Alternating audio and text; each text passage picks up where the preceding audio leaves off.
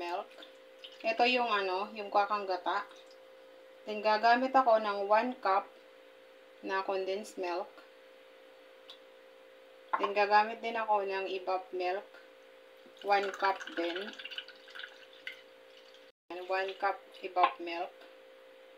Na sugar, white sugar. And isang kutsarang vanilla. Ang bango. Nagawa muna ako ng then hahatiin natin yung pan-toppings at saka yung panlagay natin doon sa ingredients para sa cassava cake. 2 itlog or 2 eggs. And, mga 1 teaspoon na salt, pambalansi yan sa mga ingredients natin nilagay. Yung ginawa natin kanina, hatiin lang natin. Ayan, ilalagay natin to dito sa ating ginagawa. So guys, ang gagawin natin dito ay may mix lang natin to combine all ingredients before natin ilagay doon sa baking tray. Ito ilalagay doon sa pan tray, pancake na tray. So kailangan ang texture niya ay medyo malab na ng konti. Nag-add ako ng coconut milk para maging siya, hindi siya magiging dry ang kalalabasan ng ating texture ng ating cake, cassava cake. Hindi nga pala to pinigaan. Yung cassava na aking ginadgad ay hindi ko na siya pinigaan. Hindi naman yun nakakalason, guys. So nag-add lang ako ng konting coconut, siguro mga 1/4 na coconut milk. Then mainit na rin yung oven. Then ito, okay na to. Ng pancake na bilog.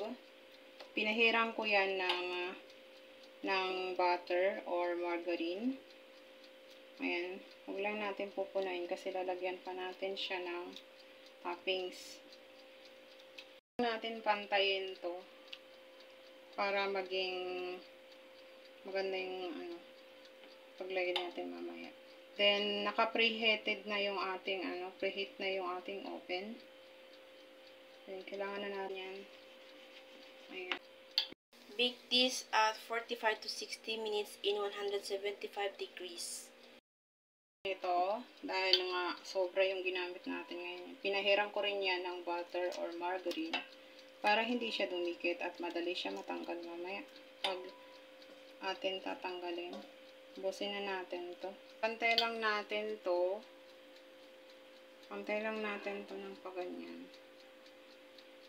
Na rin natin to. Sabay na rin natin pagsalang doon sa isa kanina.